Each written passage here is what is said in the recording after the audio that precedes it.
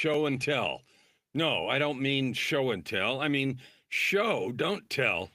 One of the things that's really important about telling stories, and that has to do with making sales, business, persuasion, and everything else, is our ability to tell stories. I mean, we all know stories are the most powerful method of communication. We know that. Uh, Truth and legend and myth and everything else have been passed on forever in our civilization through stories. And in today's world, stories are even more important because we're so disconnected. I mean, everybody's got 15 digital devices, phones. Some people, lots of people have two phones and iPads and other pads and everything else. And so our attention span is really short. And the question is, what does it take? What does it take to capture a piece of attention?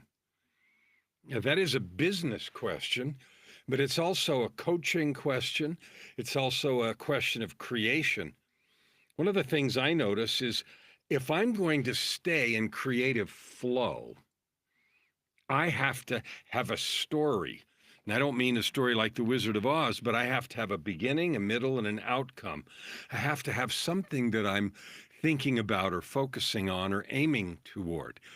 And I said show and tell to start with, because when we were kids in school, I don't know about you, and I don't remember what grade it was. It may have been kindergarten or first grade or something. It was a show and tell where you brought something to school and you showed whatever it was, and then you told something about it. Show and tell is a way to get acquainted with each other as students. It was actually probably more aimed at giving students a chance to have the spotlight, to be in front of the class. It was also, I think, beneficial in learning how to talk and, losing a little bit of fear of presentation. Some people took more naturally to it than others.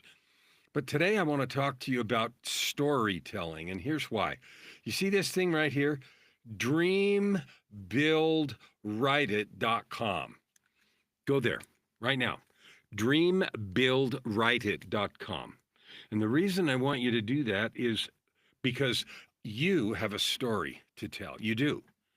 You have a story to tell. And I used to just sort of think what I'm going to tell you, but now I've talked to thousands more people, and I talk to several new people every week. I set up my life and schedule so that I meet lots of folks. And that's how I serve. My goal, my commitment, forget goal, my bulletproof life and death, every breath commitment for this year is to reach 300 million people. And I don't mean reach out and touch them with my finger. I mean with the message. What is the message? About your divine nature, your divinity, and your capability, because you are of divine creation. And that means your possibility. So divinity, capability, possibility. And that then leads to my whole mission, your ultimate life, purpose, prosperity, and joy. There's so much struggle with making money. People have stories about money, why it's hard, why it's bad, why everybody else can do it besides me, all that kind of stuff. And you know what? You're sitting on a gold mine.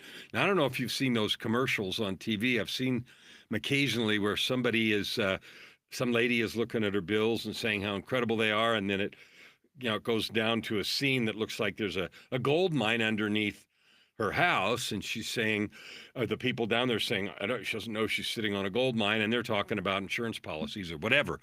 But the truth is, you are sitting on a gold mine. And I don't know if you know it, and it has nothing to do with your insurance. It has to do with your life story. A long time ago, 10, 12 years ago, I used to, for 2 or 3 years, not forever, I used to go to a lot of Brendon Burchard events. I don't know why I picked those, maybe because I was in Arizona and he held a lot of them in Silicon Valley area. And so they were handy, and I went to a lot of them. And he used to talk about, your life experience being so valuable. And at the time when he was saying that, I couldn't understand that. And I used to think, yeah, he's just saying that because he wants to sell something. You're right. And he was selling some membership or some coaching program or whatever. Or one of the other people on stage, Jeff Walker, Frank Kern, on and on, all the regular marketers spoke at those events those years ago. And they were all talking about how to sell stuff and make money, how to write good copy and everything else, but it was focused on making money. Now, there's one way to make money. that's legal, ethical, and good, and that is to provide something of value. So there's a million ways you can think about doing that. Drop shipping, selling books, affiliate marketing. You've all heard of all that stuff. That isn't the most powerful or valuable. And I'm not saying you can't make money doing that. Of course you can. And maybe that's your preferred method and you do it. But you know what the most fun is? The most fun making money, getting well paid, is to use your life experience, your skills, your gifts, and your life experience, and weave those into an offering. Now, that may sound hard to you, but it's really not. And I used to think it was hard, and now I realize it's easy. And that has become one of the most fun things that I help people do. Dream, build, write it. I help them write a book, help you figure out what your life story has taught you, figure out why that's valuable and who needs it, figure out and then help you, literally help you, beginning to end, write a book, get it published, get an Amazon bestseller, get a news release, get picked up by 300 news outlets, create a product that you can sell based on your life experience and learnings. Now, this does not apply to you if you don't care about personal growth. If you're not diligently and intentionally involved in trying to grow yourself or improve yourself, then this isn't for you. But if you're a person who says, I've been through these experiences, usually they're tough, pain in the ass experiences. And when you get through, or when you're in the middle or done, you say, you know what? I know I could help some group of people with my experience. In fact, I wish I'd known, and then you list a bunch of things you wish you'd known before you went through those experiences. And that list is the basis for your power. It's the basis for a unique, one-of-a-kind, only one in the universe, product, service, offering, book that sets you apart and makes you unique. But most people won't use it. You don't believe your story matters.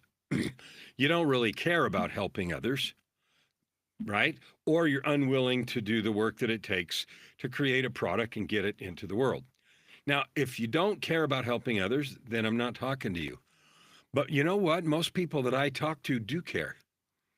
And they want to be of service. And they have this yearning to be the best they can be and to serve others with that growth process. Now, if that's you, then I am talking to you. Because the very best way to do that is to figure out exactly what you have learned from your service, from your experiences, from your pain, from your struggles, and then organize it in some way to be of service. Now, you're free to give all that away and do community service and do church in your church and community. And I do a ton of that, and maybe you do too. But on the other hand, the most fun you can have is by turning that into a business. Like, what would it be like if you could just talk and make money? Or you could write a book and create a product out of your life experiences, sell that and make money, make a living, get well paid. Now, I know tons and tons of coaches. I am one of those too, but I have morphed over the years to be completely different than any other coach that I know. I only work with super high performers. And the reason is because I am one. And the other reason is my life experience meshes best with those that are really striving to be the best they can be and are willing to do the work. I talk to so many people that say, well, I want to coach people with a lot of money, CEOs and stuff. And they have no clue how to do that. They think because they declare it, it's going to happen. Not true. Here's what I know.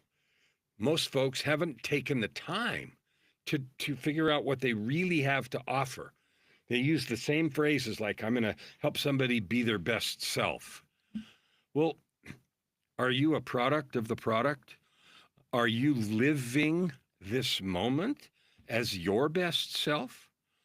Are you doing the work daily, intentionally focused to be in a place of growth, inspiration, and power, a beacon of light, a vessel of love, and a conduit of power? If you're not, then all that noise about who you want to help is just noise. Noise, noise, noise, noise. Now, all hope isn't lost. You and me, same thing. We have to decide that we're willing every day to enter the refining fire so that we are feeling and experiencing what it's like to grow. Maybe that means our own coaching. Maybe it means a lot of other things. It can mean, different things. So here's why I said show, don't tell at the beginning. Show, don't tell. Show means I'm going to tell you how to do something. I'm sorry, tell means I'm going to tell you how to do something. Tell. Show means my life, my energy, the truth of my words and my being is completely consistent with what I'm seeing, loving, and trying to elevate in you. When people say to me, and I hear this all the time, I can help other people with this problem, marketing or whatever, but I can't seem to do it myself. That is the biggest con job that you're doing on yourself in the world. That means you don't believe in yourself, you don't love yourself, you don't trust yourself. It also means you're not doing the work to eliminate that problem, because that statement may be true right now. That's like looking over someone's shoulder playing chess. I can see a move and they can't see it. Well, we've all done that, and we've had it done to us maybe if you've played chess. Somebody's saying, oh, you ought to move over here. And you're like, shut up, right? Even if they're right. So this is an invitation for you.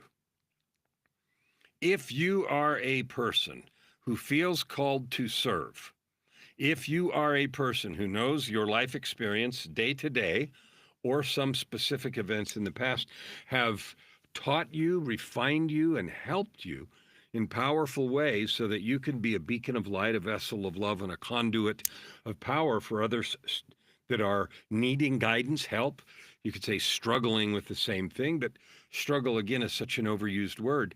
The best way, without question, to get organized to do that is to write a book. And I'll tell you why. There is absolutely nothing like writing a book that causes you to rigorously look at your life experiences, rigorously figure out what the heck did I actually learn? What is it teaching or has it taught me? And how does that learning for me translate into benefit for someone else? We have this idea that if we just tell our story, that it's going to be of service. Well, you know what? Maybe it will and maybe it won't. But in order for that to be true, a bunch of other things have to be true. And that is, whoever you're talking to has to have the ability to build the bridge between your triumph and their triumph. In other words, they see your success and they say, oh, I could do that. Sometimes people do, but most of the time they don't. That's why we all go to conferences, read books, and buy programs, and they, quote, don't work. Not because there's anything wrong with the program or the book, but because we aren't able or aren't willing to build the bridge between the success that we read about and see in ourselves.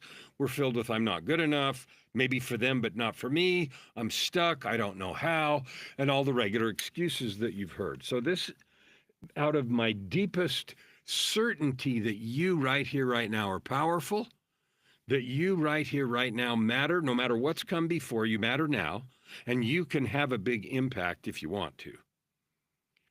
The question is, are you willing to do what it takes to be of massive service? Like, we're all free to be of a little service here and there, and maybe that's enough for you. But I talk to so many people who use these words. I want to serve a lot, 1,000, 1,000,000, 10 million. Well, me, you know my goal, it's 300 million. Well, I've had to come face to face and completely to grips with what that means. 300 million people, that's 90% of the people in the U.S. There's about 330 or 340 or 350, so 80% or something. Or in all of North America, that's 75%. Or in, around the world, places that speak English, because I'm only doing my stuff in English, although I'm working on other languages. To reach 300 million, that's a huge commitment. And so it can't be just a thing that I say, and then, I tried. That's not useful, it's not helpful, it doesn't build me up, and it doesn't accomplish the goal. So if you have a yearning, a message, if you have a set of things you've learned and you have a yearning to serve, I can promise you the best way is to write a book, because it helps you organize, systematize, and learn to use in a structured way what you've experienced. Just thinking about it doesn't do that. Even creating a program doesn't do it. And the reason's simple. A book is a monologue and it goes from one end to the other, and you can't even get feedback. So you have to do the thinking that it takes to keep someone connected and interested from beginning to end. So if you have thought you should write a book, if you have felt like you want to be of service, then show, don't tell. Don't talk about it anymore. Let's get it done.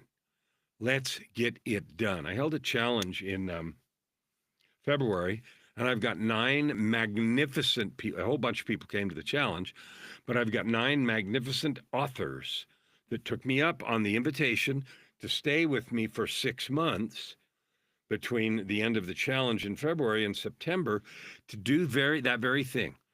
Examine their lives, figure out what they want to give and teach, organize it, write a book, get it edited, get it done, get it published, and get a product created that's based on their experience, that very thing I used to hear and not believe at the Brendon Burchard events.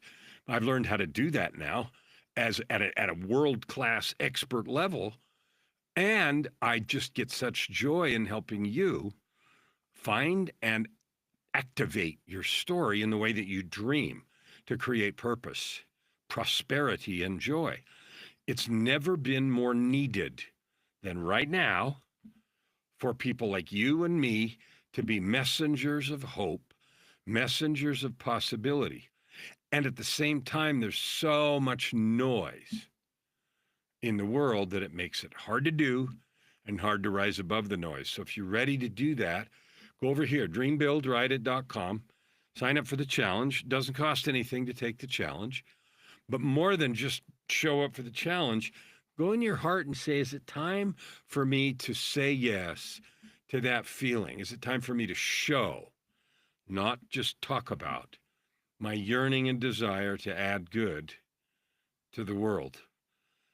Your greatest demonstration of love to yourself is to be willing to share your authentic experience so that you can serve, lift, and bless others. I love you. I would invite you with all my heart to think about this. Is it your time? I already know you have a story. I know you yearn to serve. I know you are great because I know you're divine. We all are.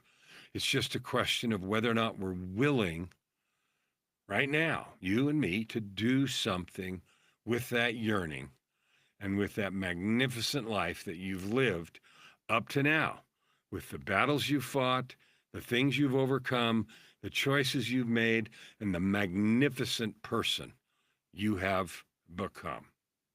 Hey, we'll see you tomorrow.